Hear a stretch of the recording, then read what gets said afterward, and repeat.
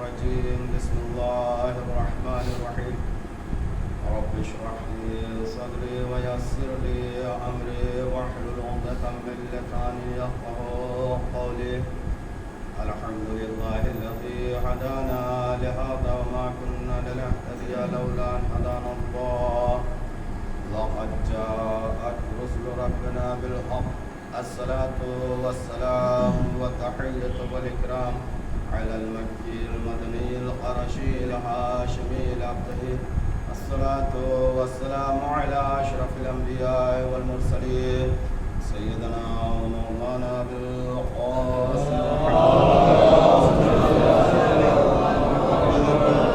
وعلى أهل بيت الطيبين الطاهرين المعصومين والمظلومين ولعنة الله تعالى أعدائهم أجمعين الآن إلى قيام يوم الدين.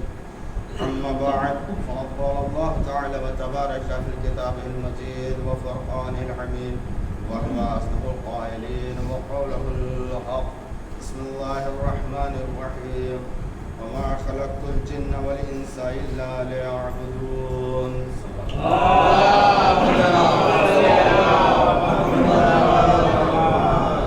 حضرات مومنین قبل از آیہ کریمہ کے ذیل میں گفتگو وہاں پر خاص گزارش اور 3 مرتبہ سورہ اخلاص کی تلاوت فرما کر محمد سید فضل عباس جعفری ابن سید وارث حسین جعفری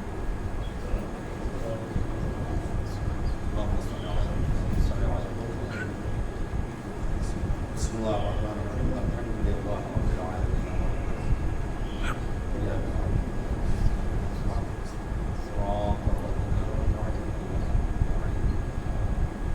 بسم اللہ الرحمن الرحیم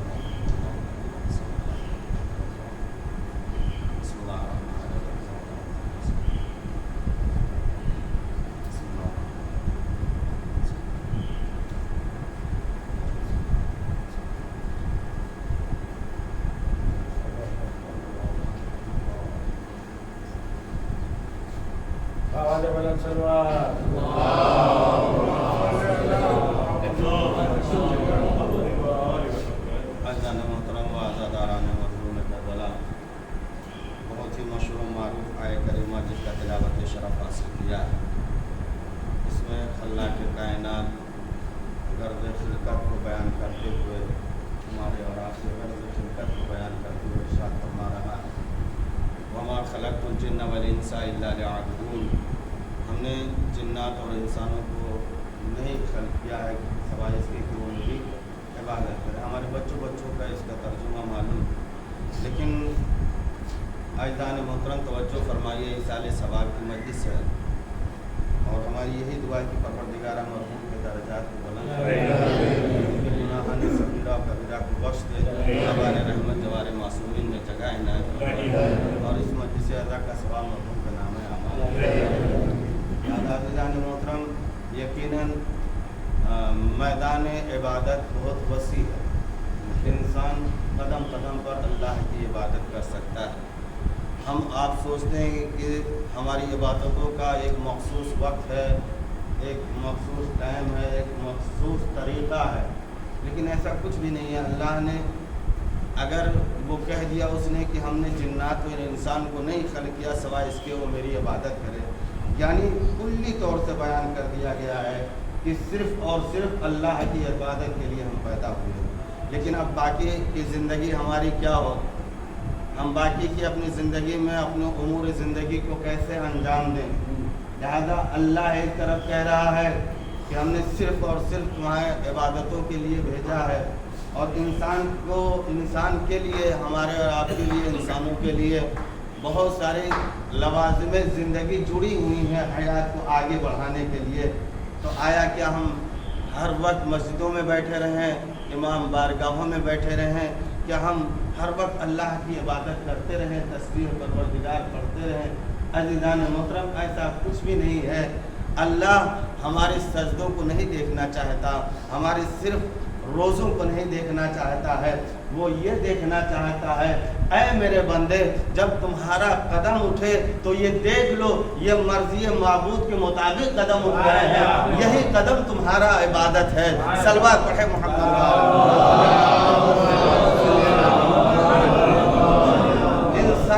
یہ پیکر، یہ وجود انسانی وجود عزیزان محترم جو اللہ نے دنیا کی لامحدود نعمتوں کو انسانوں کے لیے خلق کیا ہے، یعنی دنیا کی جتنی بھی اشیاء اور چیزیں ہیں سب حضرت انسان کے لیے خلق کیا ہے۔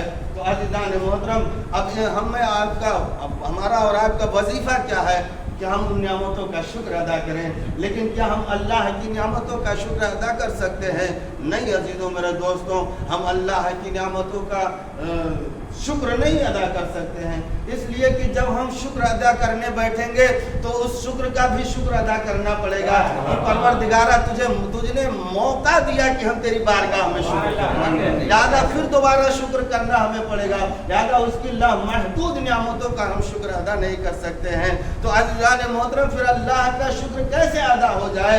عزیزان محترم ہم صرف اور صرف اپنے اعضاء اپنے جوارح کا بھی اگر تشکر ادا کر لیں اللہ کی بارگاہ میں تو وہی ہمارے لیے کافی ہے۔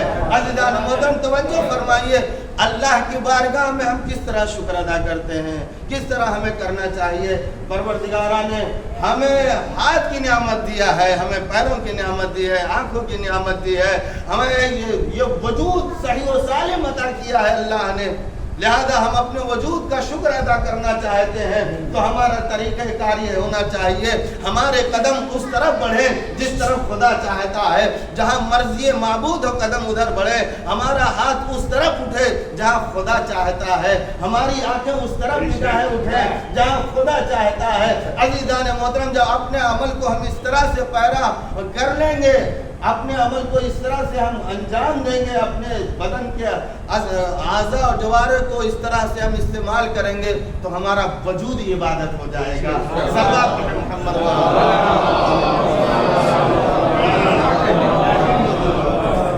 عزیزان محترم ہم اپنے پوری حیات میں زندگی میں یہ سوچ کے زندگی گزاریں، کیا ہمارے وجود سے، کیا ہمارے کردار سے، کیا ہمارے اخلاق سے خدا راضی ہے؟ اگر راضی ہے تو ہماری زندگی عبادت میں شرکت ہے، پھر وہ مقصد پہ ہم صحیح اور کھرے اتر رہے ہیں کہ وما خلقت الجن والانس الا لیعبدون۔ اگر ایسا نہیں ہے تو ہمیں آپ کو سوچنا پڑے گا کہ کیا کرنا چاہیے۔ لہذا عزیزان محترم یہ اصال ثواب کی مجلس ہے، لیکن عبادت کا ذکر آیا ہے تو میں عرض کرتا چلوں کہ کچھ چیزیں ایسی مخصوص ہیں اللہ نے کہ جسے دیکھ کر بھی عبادت ہو جاتی ہے۔ اللہ اکبر، ہمیں آپ کو کچھ کرنا نہیں ہے، خالی دیکھ لیجئے اس چیز کو، اللہ اسے عبادت میں شمار کر لے گا۔ لہذا یہ اللہ کی طرف سے نعمت ہے کہ تم اگر معذور ہو گئے ہو، کچھ کرنے کے لائق نہیں ہو، ہاتھ پیر سے بھی معذور ہو گئے تو یاد رکھو اللہ نے تمہیں بیکار نہیں خلق کیا ہے، تمہیں خیر مند بنایا ہے۔ لہذا اب دیکھو، اب یہ نہ سوچنا کہ ہم عبادت نہیں کر سکتے، اللہ نے کہا دیکھو ہم کچھ چیزیں تمہارے لیے بھیج رہے ہیں، تم ان کو دیکھ لینا، اس کے لیے تمہارے لیے عبادت ہو جائے گی۔ پروردگارہ وہ کون سی، یہ معصوم بتائیں گے یا حدیث بتائیں گے عزیزان محترم کی کس چیز کو دیکھنا عبادت ہے؟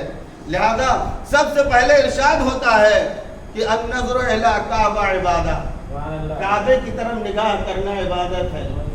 النظر الی مصحف عبادہ، قرآن مصحف کی طرف، قرآن کی طرف نگاہ کرنا بھی عبادت ہے۔ عزیزان محترم سنا ہوگا آپ نے حدیث میں علماء اکرام سے سنا ہوگا کہ آپ اگر قرآن کریم کو پڑھ نہیں سکتے ہیں تو ان کی آیات پہ نگاہ کریے، تو یہ نگاہ کرنا بھی عبادت ہے۔ ان آیات پہ انگلیاں چلاتے رہیے تو انگلیاں چلانا بھی عبادت ہے۔ یعنی جب تک آپ قرآن کے تصور آپ کے ذہن میں رہے گا، آپ قرآن کے خیال میں رہیں گے تو آپ کو اللہ بھی یاد آتا رہے گا، اس کا رسول بھی یاد آتا رہے گا کہ اللہ کی طرف سے نازل ہوا ہے، قلب پیغمبر پہ نازل ہوا ہے۔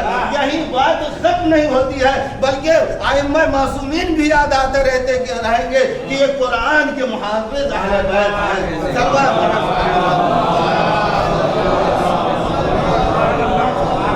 تو ایک نگاہ میں کتنی عبادت ہو گئی عزیزان، خدا بھی یاد آ رہا ہے، اس کا رسول بھی یاد آ رہا ہے، اہل بیت بھی یاد آ رہے ہیں، یہ قرآن کے محافظ اہل بیت ہیں۔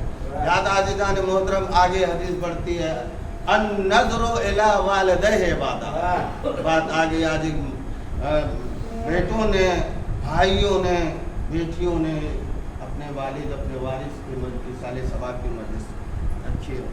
لہٰذا ہم اپنے والدین کی اہمیت کو سمجھیں عزیزان محترم، اس لیے کہ ہمارے اگر بگڑے کام ہیں اور جن کے ماں باپ زندہ ہیں ان کی بارگاہ میں جا کے ان سے دعا لے کر اپنے کام کی طرف جائیے۔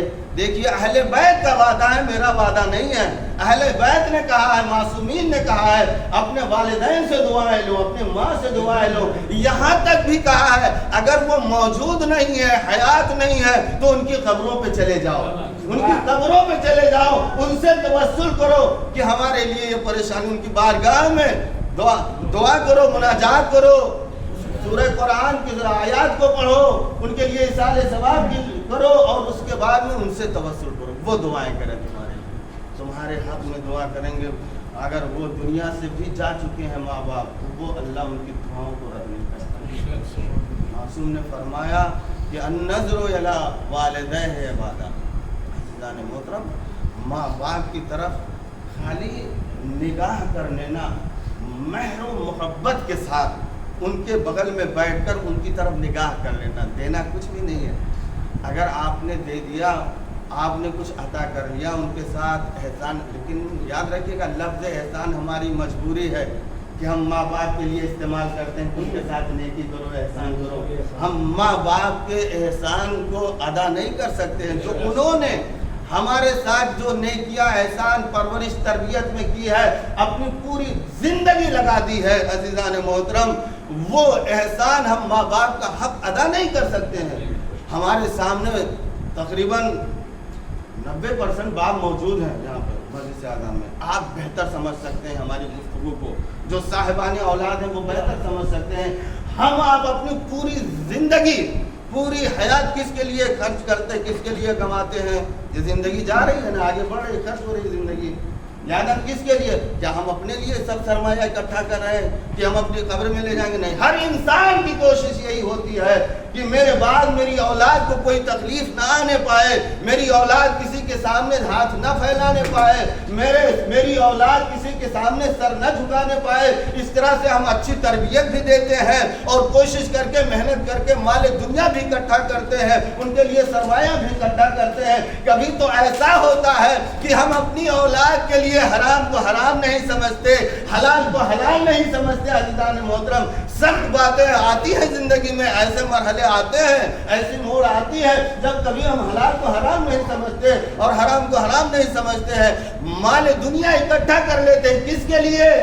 اپنی اولاد کے لیے۔ عزیزان محترم ہر ایک کو معلوم ہے کہ یہ مال دنیا ہمارے ساتھ جانے والی نہیں ہے، یہ ہم نہیں لے کے جا رہے ہیں، لیکن عزیزان محترم جس اولاد کے لیے ہم نے پوری زندگی خرچ کر دی ہے، اپنی پوری زندگی لگا دیا ہے، کیا ہم نے اپنی اس اولاد کے بارے میں تربیت کے پہلو پہ غور کیا ہے کہ ہم ایسی اچھی تربیت دے کر جائیں تاکہ یہ مرنے کے بعد ہمیں یاد کرتے رہیں، ہمارے لیے ایصال ثواب کرتے رہیں، ہمارے لیے قرآن کریم کی تلاوت کرتے رہیں، ہمارے واجبات جو چھوٹ گئے ہیں ان کی حیات کو پرورش کرنے کے لیے وہ ہماری واجبات کو انجام دیتے ہیں۔ ہمیں اگر اب ہم نے، آپ نے اگر تعلیمات اہل بیت نہیں دیا اپنی اولاد کو تو یاد رکھیے وہ صرف اور صرف مہینہ 2 مہینہ چیلم کے مجلس، اسماعیل کے مجلس بہت ہوگا تو سالانہ مجلس میں یاد کر لیں گے، وقت گزرتے ہی وہ ہمیں بھول جائیں گے، لیکن ہم نے اگر اچھی تربیت دی ہے تو عزیزان محترم تا حیات وہ ہمارے لیے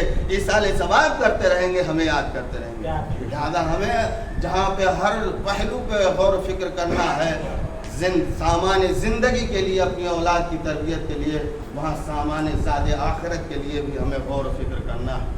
لہذا عزیزان محترم بات چل رہی ہے عبادت کی، لہذا اگر کوئی یہ کہہ دے کہ یہ تو اللہ کا گھر ہے، اللہ نے اپنے حکم سے خانہ خدا کو بنایا، اللہ نے اپنے گھر کو خانہ کعبہ کو بنوایا اور وہ 2 معصوم نبی کے ہاتھوں سے بنا ہوا، تو خیر ٹھیک ہے، خانہ کعبہ کو دیکھنا عبادت ہے، اللہ کا گھر ہے، لہذا اور لہذا النظر علی وجہ علی بن ابی طالب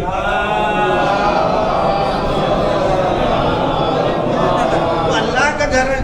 یہ تو کہتے ہیں نا ہمارے جیسے بشر ہیں، ہمارے جیسے انسان ہیں، تو ان کے چہرے کو دیکھنا تو عبادت ہے، وہ خانہ کعبہ کو دیکھنا تو عبادت ہے، لیکن ان کے چہرے کو دیکھنا عبادت کیسے؟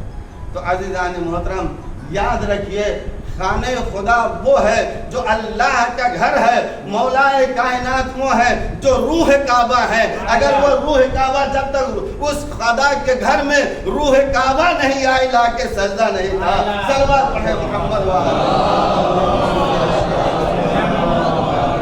جب روح کعبہ آ گیا،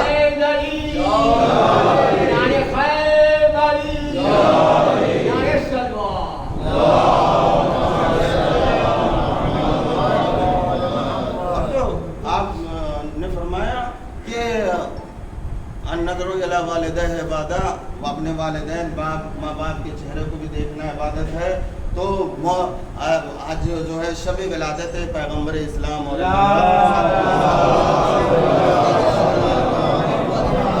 بہت ساری باتیں تھیں، مجلس میں تاخیر ہو گئی، لہٰذا میں اپنی گفتگو کو جلدی سمیٹنا چاہتا ہوں۔ ہو سکتا ہے گفتگو بے ترتیب بھی ہو جائے، لیکن میں اپنی بات کو آپ تک پہنچانا چاہتا ہوں۔ ہمارے چھوٹے بچے بھی ہیں یہاں پہ، بزرگ جوان ہمارے دوست بھائی بزرگ بھی ہیں، لہٰذا چاہتا ہوں کچھ باتیں ان تک پہنچ جائے عزیزان محترم۔ لہٰذا عبادت کی بات چل رہی ہے کہ ماں باپ کے چہرے کو بھی دیکھنا عبادت ہے۔ تو رسول خدا صلی اللہ علیہ وسلم نے ارشاد فرمایا، انا وعلی والد ابوہ هذه الامہ، میں اور علی اس امت کے باپ ہیں۔ تو عزیزان محترم، اب وہ کہہ دے کہ علی کے چہرے کو دیکھنا عبادت کیسے ہے، لیکن یہاں پہ رسول اللہ نے کہہ دیا کہ اگر ٹھیک ہے تم معصوم امام نہیں سمجھتے تو بات تو سمجھو، تم بات تو سمجھو۔ جس طرح سے ہم امت کے باپ ہیں، تمہارے ماں باپ تمہارے باپ ہیں، ان کے چہرے کو دیکھنا عبادت ہے۔ ہم علی امت کے باپ ہیں، کبھی باپ ہی سمجھ کے ہمارے چہرے کو دیکھ لیا کرو۔ صلوات پڑھیں محمد وآلہ۔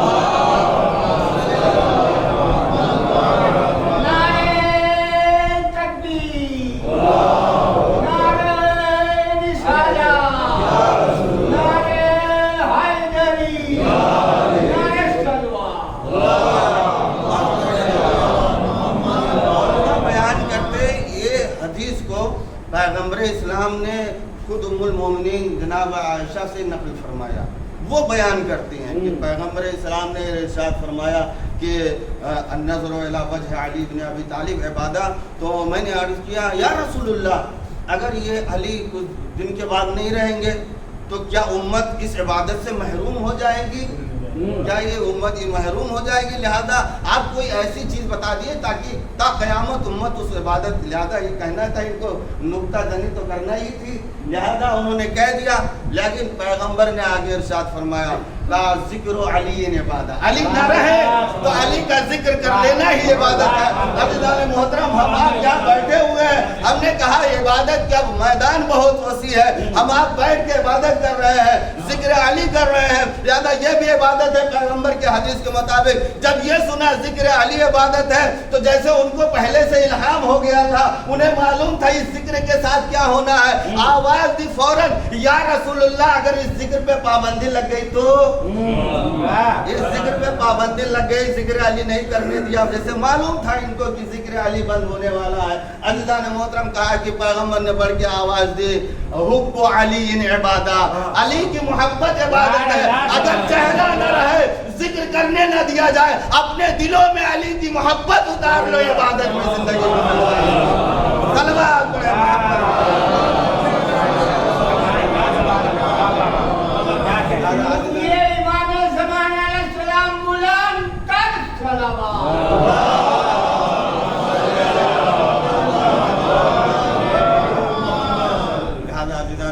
یقیناً اہل بیت ہماری شفاعت کے ذمہ دار ہیں، اس لیے کہ یہ ہماری روح عبادت ہے۔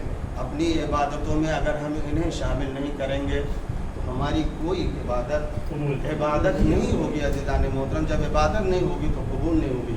اس لیے کہ ہم محنت و زحمت کر کے اتنی دور جائیں، پیسہ خرچ کر کے خانہ خدا کی زیارت کے لیے اور حج بیت اللہ کے لیے، لیکن اگر روح عبادت نہ ہو، روح حج نہ ہو، کعبہ نہ ہو ہمارے دلوں میں، تو ہماری عبادت یہ قسمت کا تو چکر ہو سکتا ہے، ہم جا کے تفریح تو کر سکتے ہیں، وہاں جا کے رونقیں تو دیکھ سکتے ہیں، لیکن اصل عبادت نہیں ہوگی عزیزان محترم. یہ ہماری عبادتیں، یہ ہماری نماز، یہ ہمارے روزے، یہ ضمانت ہے ہماری عبادتوں کے لیے. یہ عبادتیں ان کی محبت ہمارے لیے ضمانت ہے.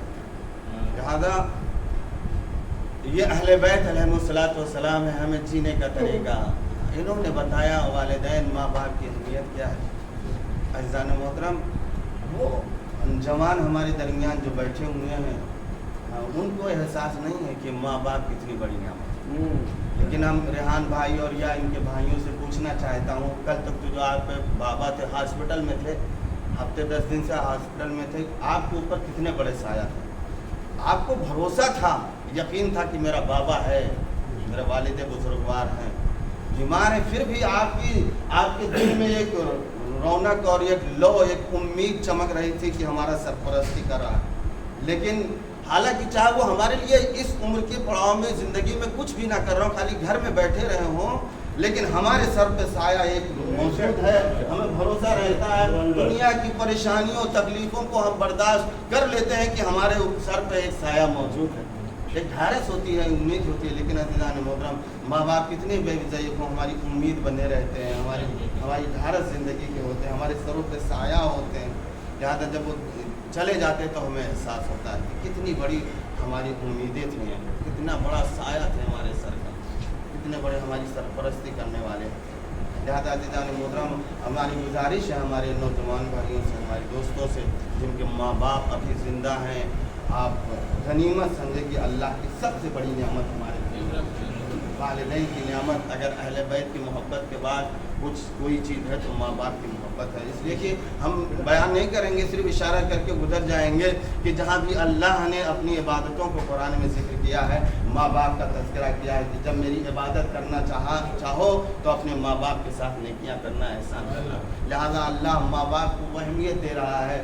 اللہ اصل خالق اور رب ہے، یہ ہمارے مجازی رب ہے. ہماری دنیا میں ہماری تربیت کرنے والے ہیں، ہمیں پروان چڑھانے والے ہیں. لہذا عزیزان محترم، ماں باپ کی اہمیت کو سمجھیں. لہذا آج ہمارے درمیان سے اٹھ جاتے ہیں تو ہمیں احساس ہوتا ہے، قبل اس کے کہ یہ سایہ ہمارے سر سے اٹھ جائے ہمیں اتنا ان کے ساتھ اچھائیاں اور نیکیاں کرنا چاہے تاکہ حسرت دل میں نہ رہ جائے کہ کاش ہمارے ماں باپ زندہ ہوتے تو ہم ان کے ساتھ بھی اچھائیاں نہیں. لہذا خوشا بحال افراد وہ ہیں جن کے ماں باپ ابھی زندہ ہیں. لیکن چلے گئے، گھبرائیں نہیں. جب آپ جاتے ہیں اور قبر پہ جاتے ہیں تو ان کی روح موجود ہوتی ہے. آپ نہیں، ہماری آپ کی یہ گنہگار آنکھیں کانے نہیں سنیں، ان کی روحیں آپ سے گفتگو کرتی ہیں، آپ کے لیے دعائیں کرتی ہیں، پروردگارہ میرا بیٹا آیا ہے. روح انتظار کرتی رہتی ہے کہ میرا بیٹا اور میری قبر پہ بیٹھا رہے اور بیٹھا رہے. جب آپ چلنے لگتے ہیں، آپ چلنے لگتے ہیں قبر سے، تو روایت کے جملے عزیزان محترم، ماں باپ کی روح تڑپتی رہتی ہے کاش میرا بیٹا اور میرے پاس بیٹھا رہتا اور یہاں پہ بیٹھا رہتا. جب جائیں قبروں پہ تو کم سے کم ایک سورہ یاسین، ایک سورہ واقعہ، کوئی بھی ایک چھوٹا ہی سورہ پڑھ کے وہاں پہ بیٹھ جائیں قبر پہ تاکہ ماں باپ کو یہ ڈھارس مل جائے. عزیزان محترم، یہ بڑی نعمت ہے. لہذا یہ بھی عبادت ہے اور عبادت کا میدان ہم نے کہا بہت وسیع ہے. عزیزان محترم، وقت کے دامن میں گنجائش نہیں کہ اس سے آگے گفتگو کو اور کھلا نہیں کیا جائے، لیکن یقیناً عزیزان محترم آج شب ولادت معصومین علیہ السلام ہے، جو معصومین کی. لہٰذا میں چاہتا ہوں پیغمبر اسلام کے حدیث سے میں نے ان کا ذکر کر دیا. چاہتا ہوں امام جعفر صادق علیہ السلام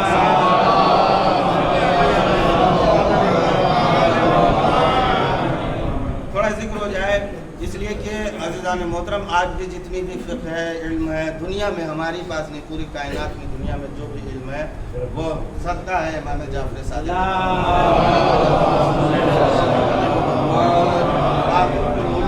باقر العلوم امام جعفر صادق علیہ السلام، پانچواں چھٹے امام کی زندگی میں ان کو موقع ملا تاکہ علم کو لوگوں کے یہ پیش کریں. وہاں تک کہ روایت تو ملتا ہے کہ تقریباً 4000 شاگرد امام کی خدمت میں ایک ساتھ آتے تھے.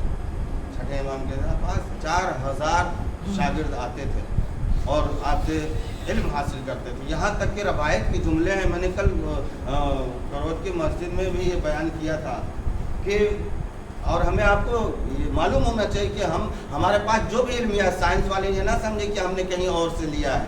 جغرافیہ والے یہ سمجھے کہیں ہم اور ملا ہے. یہ ساری علم جو ہے یہ موضوعات سب اہل بیت کے در سے نکلے ہوئے ہیں. ریاضیات ہے جو بھی ہے وقت کی دعوت میں جو ریاضیات پہ مولا نے کیا کہا, جغرافیہ میں کیا کہا, اور وہ نہج البلاغہ آپ پڑھ کے دیکھیے ساری چیزیں موجود ہیں. جب ایک انگریز رائٹر جو ہے وہ دیکھتا ہے نہج البلاغہ کو پڑھ رہا ہے اور دنیا کی تاریخ جو خطبہ میں دیا ہے مولا نے, تو وہ کہنے پہ مجبور ہو جاتا ہے کہ ایسا لگ رہا ہے دنیا کا خالق یہ علی ہو یا اس کے سامنے دنیا بن رہی ہو.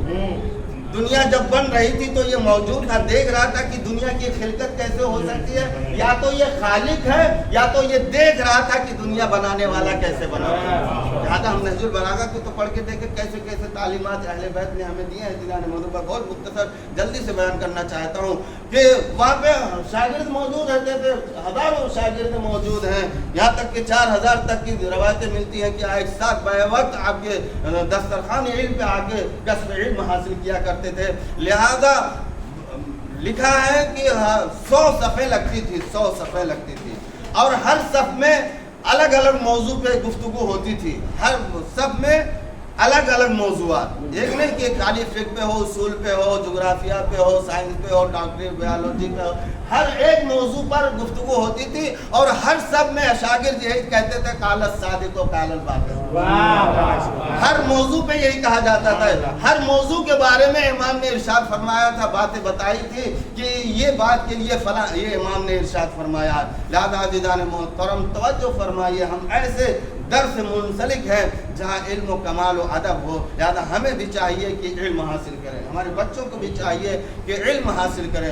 لہذا دنیا کی دولتیں انسان کو اور عزت نہیں دے سکتی ہیں جو صاحبان علم کو دیکھیں. قرآن میں دیکھیے آپ بڑی بڑی ہیں باتیں کہ جو صاحبان علم ہوتے ہیں ان کو کس طرح سے دنیا میں بھی عزت ملتی ہے, اللہ کی بارگاہ میں بھی عزت ملنے والی ہے. لہذا عزیزان محترم دنیا کی چیزیں جب تک دنیا ہمارے ہاتھ میں ہے لوگ عزت کرتے رہتے ہیں, لیکن جب دنیا ہمارے ہاتھ سے نکل جاتی ہے وہی جو عزت کرنے والے ہیں وہ ایک ہاتھ اٹھا کے سلام بھی نہیں کرتے ہیں. لہذا ایسی دولت ہمیں حاصل کرنا چاہیے جو باعث عزت دنیا میں بھی ہو.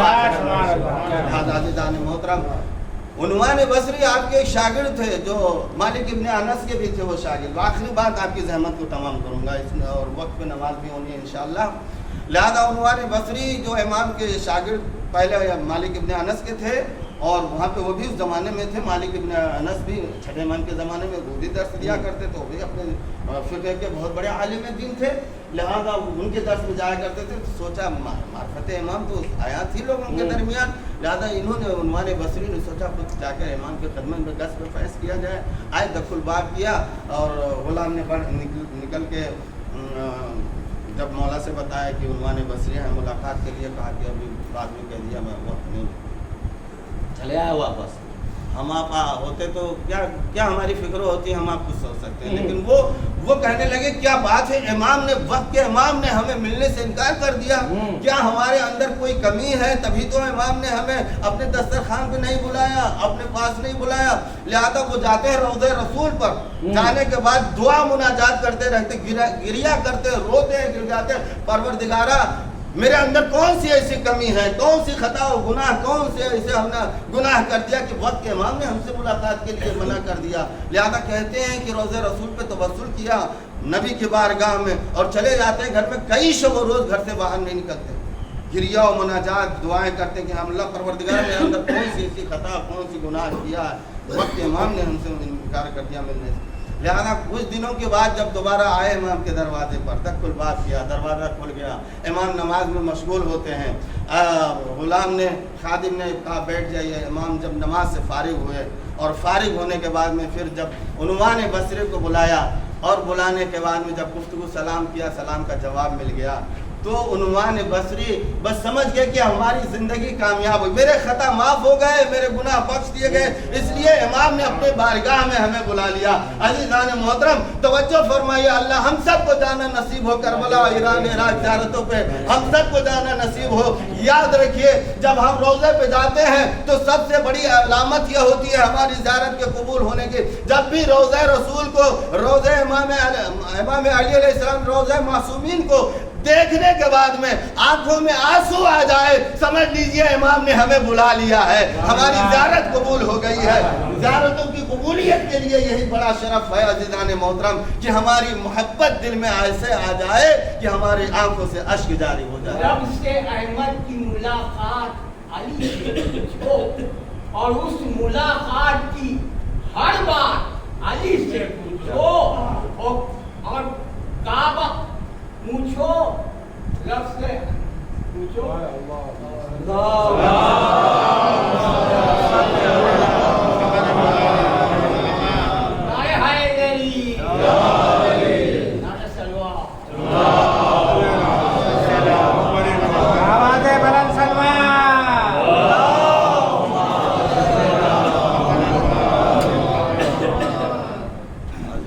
میں عرض کر رہا تھا کہ اجازت مل گئی عنوان بصری کو، کہا مولا میں حقیقت عبادت جاننا چاہتا ہوں، حقیقت عبادت کہ ہم حق عبودیت کیسے ادا کرتے ہیں اللہ کے بارے میں آپ سے کچھ علم حاصل کرنا چاہتا ہوں۔ تو امام نے ایک جملہ فرمایا، لیس العلم بالتعلم، یعنی علم حاصل کرنے سے علم نہیں آتا۔ آپ لوگ پروفیسر لوگ حضرات یہاں بیٹھے ہوئے ہیں، آپ درس دیتے ہیں، آپ لیکچر دیتے ہیں، آپ تو یہ کہتے ہیں نا کہ جب تک اسٹوڈنٹ آئے گا نہیں، سمجھے گا نہیں ہمارے لیکچر کو، کیسے سمجھ میں آئے گا؟ امام فرما رہے ہیں لیس العلم بالتعلم، علم حاصل کرنے سے علم نہیں آتا۔ ہاتھوں کو جوڑ لیا عنوان بصری نے، مولا پھر آپ بتائیے کہ علم کیسے آتا ہے؟ علم کیسے آتا ہے؟ کہا علم اس طرح سے آتا ہے کہ اللہ نے قرآن کریم میں ارشاد فرمایا ہے، العلم نور، علم نور ہے، یقذف فی قلبہ من یشاء، اللہ جس کے دل میں چاہتا ہے اس علم کے نور کو اتار دیتا ہے۔ ہم آپ سمجھتے ہیں محنت کر کے اور علم حاصل کر لیں گے، لیکن مولا فرما رہے ہیں کہ یاد رکھو اصل علم تمہارے قلوب میں اس وقت تک نہیں اتر سکتا ہے جب تک اللہ کی بارگاہ سے لو نہ لگاؤ، جب تک معصوم سے یہ علم حاصل نہ کرو۔ یہ علم ایک نور ہے جو انسان کے قلوب میں اللہ اتار دیا کرتا ہے۔ تو فوراً فرمایا مولا یہ بتائیے تو پھر ہم کیا کریں؟ کیا کریں ہم؟ کیسے جو ہمیں علم حاصل کرتے ہیں وہ پھر کیا ہے؟ کہا یہ جو تو علم حاصل کرتے ہو وہ نالج ہے، یہ جانکاری ہے، یہ آپ کو جو آپ کسب کرتے ہو وہ جو ہے جانکاری، ایک بات ہے، اس کے جانکاری ہو گئی، تمہیں نالج ہو گیا تمہارا اس کا، لہٰذا یہ تمہیں معلوم ہوگی باتیں۔ پھر کہا کہ حقیقت عبودیت مولا، تو انہوں نے کہا کہ کچھ باتیں بتائی ہیں مولا نے، اور کہا کہ اگر انسان اپنی زندگی میں ہم آپ کی بارگاہ میں لکھ کے لے کر آئے ہیں تاکہ ہمیں بھی یقین ہو کہ مولا نے کیا فرمایا، آپ کو بھی یقین ہو جائے۔ صلوات پڑھیں۔ زیادہ نہیں، میں صرف تین باتیں میں آپ کو بہت ساری احمد کی ملاقات علی سے پوچھو، اور اس ملاقات کی ہر بات علی سے پوچھو، اور پتلا آدم کا بنا کیسے علی سے پوچھو، اور اس سے پہلے کے بھی حالات علی سے پوچھو۔ نعرہ حیدری، نعرہ حیدری، نعرہ صلوات۔ عنوان بصری نے کہا مولا حقیقت بندگی بتا دیجیے۔ بس تین باتیں میں بتاؤں گا، وقت کے دامن میں گنجائش نہیں، آخری بات ہے، میں اس کی وضاحت بھی نہیں کر پاؤں گا۔ آپ اچھے ہم سے پڑھے لکھے ہیں، آپ بہترین اس کے بارے میں آپ نالج رکھتے ہیں کہ امام سے جب پوچھا مولا آپ حقیقت عبودیت بتا دیجئے کہ پھر کیا ہے، ہم بندگی کیسے اللہ کی بارگاہ میں کریں؟ تو امام نے فرمایا جو کچھ اللہ نے تمہیں کیا ہے اس کو اپنا نہ سمجھو۔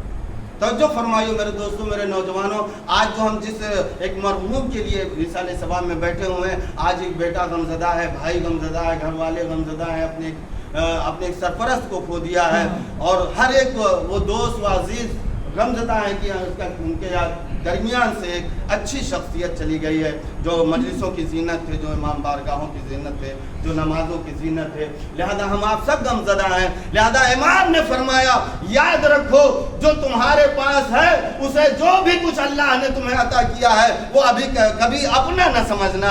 عزیزان محترم، بات ختم ہو گئی یہاں پہ، حقیقت عبودیت اسی ایک جملے میں آ گئی کہ جو بھی کچھ اللہ نے ہمیں دیا ہے وہ ہمارا کچھ بھی نہیں ہے، یہ حیات نہیں، یہ دولت نہیں، یہ ثروت نہیں، یہ اولاد نہیں۔ آپ کسی किसी चीज के जाने का कोई गम नहीं है। सलवात पढ़े।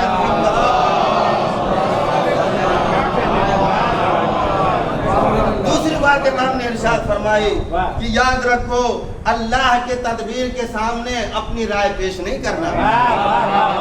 अल्लाह के तदबीर के मुकाबले में अपनी राय पेश नहीं करना कि ये तो मैं आ रहा था और बारिश के यही मौका था और मैं अपने काम पे जा रहा था, मैं तो इबादत के लिए जा रहा था, मैं फला अच्छे काम के लिए जा रहा था, ये हमारे रास्ते में रुकावट क्यों आ गई। नहीं होना चाहिए। ये हमारे सबसे अजीज अभी मरने के दिन नहीं थे, क्यों मर गए। ये अल्लाह की तदबीर के मुकाबले में अपनी राय नहीं पेश करना चाहिए। इसकी वजाहत मैं नहीं करूंगा इसलिए कि बहुत तवील इसकी वजाहत है कि अल्लाह की बारगाह जो तदबीर खुदा है, जो अल्लाह की रजा है, हम उस पर राजी रहे तो इंसान की जिंदगी कभी मुसीबतों पे नहीं गुजरेगी, अल्लाह का शुक्र करता हुआ नजर आएगा।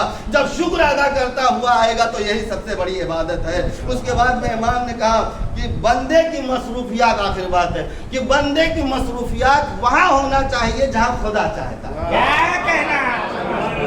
बंदे की मसरूफियात वहाँ होना चाहिए जहाँ खुदा और उसका रसूल चाहता है। अज़ीज़ान मोहतरम, बात खत्म हो गई। हमें कहाँ जाना है, कहाँ रहना है, क्या करना है, हमारे कदम कैसे उठने, हमारे हाथ कैसे उठने चाहिए, हमारी निगाहें कैसी उठनी चाहिए, ये बात खत्म कर दी इमाम ने एक जुमले में कि इंसान की मसरूफियात वहाँ होना चाहिए जहाँ खुदा चाहता है।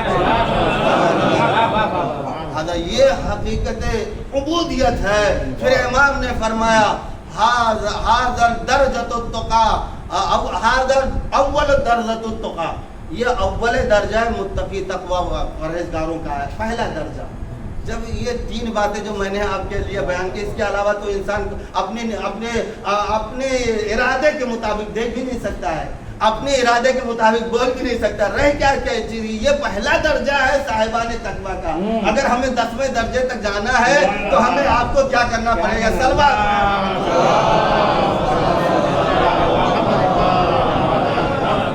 अज़ीज़ान मोहतरम, यकीनन ये दार फ़ानी है, हर एक को यहाँ से बड़े बड़े अम्बिया औलिया है, हर एक को इस रास्ते से गुजरना। अज़ीज़ान मोहतरम, जनाबे सुलेमान पैगंबर जिनकी हुकूमत पूरी कायनात पे थी, चरिंद परिंद दरिंद हवा फ़ज़ा में भी थी, लेकिन जब क़ज़ा का वक्त आया और हुक्म था, हाकिम थे ना उसमें जनाब सुलेमान, अल्लाह ने बड़ी, अल्लाह कुरान में दुआ की थी परवरदिगार ऐसी हुकूमत दे जो आदम से लेकर अब तक किसी को न दी हो। ऐसी हुकूमत दे दिया खुदा ने, कहा दी लीजिए, और हुकूमत की जनाब सुलेमान पैगंबर। लेकिन अपने रियाज से कह दिया कोई भी मुलाकात के लिए नहीं, आज मेरा इस्तराहत और राहत का दिन, मैं सुकून हासिल करना चाहता हूँ।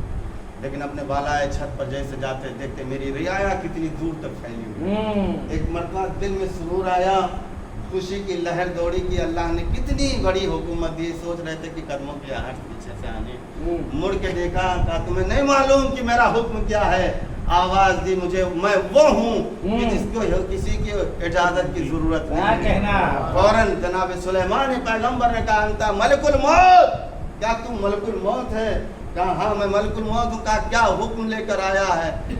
कहा आज मेरे नबी कोई हुक्म लाया नहीं हूँ बल्कि आपको ले जाने के। अल्लाह अकबर, इतनी बड़ी हुकूमत हमारी आपकी क्या मिसाल, किस हालत में हम आप चले जाएं। लिहाजा हम वक्त तैयार रहना चाहिए अल्लाह की बारगाह में। लिहाजा कहा कि या नबी, अल्लाह ने आवाज़ दी जनाब सुलेमान के, या मलकुल मौत, थोड़ा हमें इजाज़त दे दे ताकि मैं खड़ा हूँ, बैठ जाऊँ, लेट जाऊँ, राहत के साथ हमारी रूह को कभी आवाज़ आई, ऐ सुलेमान पैगंबर मेरे नबी, याद रखो अल्लाह का हुक्म यही है कि आप जिस हालत में खड़े हैं ऐसे आपकी। तारीख ने लिखा 3 दिन तक जनाब सुलेमान पैगंबर असा के सहारे उस छत पे खड़े रहे। जब अल्लाह ने उस लाठी में उनके असा में वो दीमक को पैदा किया, उन्होंने दीमक ने असा को खाना शुरू किया और असा टूट गया, तो जनाब सुलेमान पैगंबर नीचे से फर्श पे आए। फिर उसके बाद में जब रियाया ने देखा कि सुलेमान पैगंबर नजर नहीं आ रहे हैं तो उनको मालूम हुआ कि आज मेरा नबी नहीं है। अल्लाह अज़ीज़ान मोहतरम, यकीनन मौत ऐसी हकीकत है। लेकिन मैं उनके बेटों से, उनके वारिसों से सिर्फ इतना अर्ज़ करना آپ کے ساتھ اتنا بڑا مجمع ہے، آپ مصیبتوں میں شریک ہے، اور تدفین میں شب جمعہ خوش نصیب افراد وہی ہوتے ہیں جن کے روحیں شب جمعہ میں قبض ہوتے، شب جمعہ میں تدفین۔ کتنے اچھے اعمال رہے ہوں گے مرحوم کے کہ شب جمعہ میں تدفین ہوئی۔ روایت میں ہے کہ ان کے ایسے لوگ جو شب جمعہ میں دفن ہوتے، روز جمعہ دفن ہوتے، ان کو فشار قبر نہیں آتا۔ اتنی اچھی موت پائی ہے، اتنی اچھی موت پائی ہے۔ بہت ہماری جب سے ان کی ملاقات کبھی ملتے تھے، بہت ہی مہربان اور مہر و محبت رکھنے والے، ہر ایک سے سلام دعا۔ انسان کی اسی اخلاقیات انسان کو یاد آتی ہے، اور یہی شخصیت باقی رہ جاتی ہے۔ شخص چلا جاتا ہے، مر جاتا ہے، لیکن شخصیت کی موت نہیں آتی ہے، رہتی دنیا اسے یاد کرتے رہتے ہیں۔ عزیزان محترم، ہمیں آپ کو چاہیے کہ ہم اپنے اخلاق اور کردار کو نہیں سمجھ، ہماری دولتوں کو کوئی یاد نہیں کرے گا، ہماری کتنی گاڑیاں تھیں، کتنے بنگلے تھے، کتنے مکان تھا، بلکہ کے اخلاق کو، ہمارے آپ کو اخلاق کو آنے والی یہ نسل ہماری یاد کرے گی کہ فلاں ایسے تھے۔ نسل بعد نسلیں ان کے اخلاقیات کو لوگ بیان کرتے رہیں گے۔ لہٰذا عزیزان محترم، آپ خوش نصیب ہیں کہ آپ کے ساتھ اتنا بڑا مجمع ہے۔ کوئی سکینہ سے پوچھے، آج بھائی بھی موجود ہیں، ہمارے خیال سے ہو سکتا ہے بیٹیاں بھی موجود ہو، گھر بھی موجود ہو، ہمارے بیٹیوں کو مولا سمال سلامت رکھے۔ لیکن ہاں عزاداروں، جب خبر موت آئی ہوگی، ہر ایک چاہنے والے نے کم از کم گھر آ کے یا فون سے آپ کو ڈھارس دی ہوگی، اور امید دلائی ہوگی کہ گھبراؤ نہیں، ہر ایک کو ادھر سے جانا ہے، اس دار پانی سے رخصت ہونا ہے۔ عزاداروں، ارے آپ کبھی غور کیا کہ کربلا کے میدان میں ایک بچی تھی جب اپنے بابا کو یاد کر کے روتی تھی تو شبر تابیانے مارتا تھا، کبھی گوشوارے اتارتا تھا۔ عزاداروں، آپ خوش نصیب ہیں، میں کہوں گا مرحوم آپ بہت خوش نصیب ہیں، بڑے عزت و احترام کے ساتھ آپ کو غسل بھی دیا گیا، آپ کو کفن بھی دیا گیا، بڑے احترام کے ساتھ جنازے کو اٹھایا گیا، قبرستان میں بڑے احترام سے دفن کر دیا گیا۔ آئیے ذرا کربلا کے میدان میں دیکھیں، حسین مظلوم کا لاشا ہے، بے غور و کفن پڑا ہوا، سامنے جوان بیٹا موجود ہے، لیکن کیا کرے، ایک ہاتھوں میں ہتھکڑیاں، پاؤں میں بیڑیاں، کمر میں لنگر ہے، آواز دے رہا ہے اے بابا، ارے بیٹا موجود، لیکن غسل کفن نہیں دے۔ عزاداروں میں مقتل نہیں پڑ سکتا۔ جب 11 محرم کو نا یہ قیدیوں کا قافلہ جب ادھر سے اس سمت سے گزرا جدھر شہداء کے لاشیں پڑے ہوئے تھے، تو ہر ایک وارث نے، ہر ایک نے، ہر بیویوں نے اپنے اپنے وارث کے لاشوں پر جا کے گریا و ماتم کیا۔ لیکن جناب زینب کیا کرے، ایک مرتبہ جیسے بھائی کے لاشے کو دیکھا، سید سجاد کو چہروں کو دیکھا سید سجاد کا چہرہ ارے زرد ہو گیا ہے، باپ کے لاشوں کو دیکھ کر ایک مرتبہ آواز دی زینب نے، اے بیٹا سید سجاد، ارے میں کیا دیکھ رہی ہوں، ارے کہیں روح کا فتح انصری سے پرواز نہ کر جا۔ آواز دی، اے بوبی اماں، آپ نہیں دیکھ رہے ان گستاخ نجس کو دفن کر دیا گیا، لیکن میرا بابا کا لاشا بے غور و کفن پڑا ہوا ہے، جس کا جوان بیٹا موجود، لیکن کیا کرے بیٹا، ہاتھوں میں ہتھکڑیاں، یہ دیکھ کر زینب نے اپنے کو بھائی کے لاشے پہ گرا دیا تاکہ سید سجاد کی توجہ زینب پہ آ جائے، کہیں بیٹا اس دار فاقہ واہ زینب واہ حسین انا للہ و انا الیہ راجعون رضم بقضائہ محبوب صلی اللہ علیہ وسلم ہماری مختصر سے عبادت قبول فرمائے، ہمیں نیک عمل کرنے کی توفیق بنائے، برائیوں سے پرہیز کرنے کی توفیق بنائے۔ محبوب صلی اللہ محمد وعلی محمد کا ہمارے گناہان صغیرہ کبیرہ کو بخش دے۔ محبوب صلی اللہ محمد وعلی محمد کا ہمیں جو بے اولاد ان کو صاحب اولاد عطا فرمائے، جو بے روزگار ان کو صاحب روزگار عنایت فرمائے، حج و زیارات کے مشتاق انہیں حج و زیارات سے مشرف فرمائے۔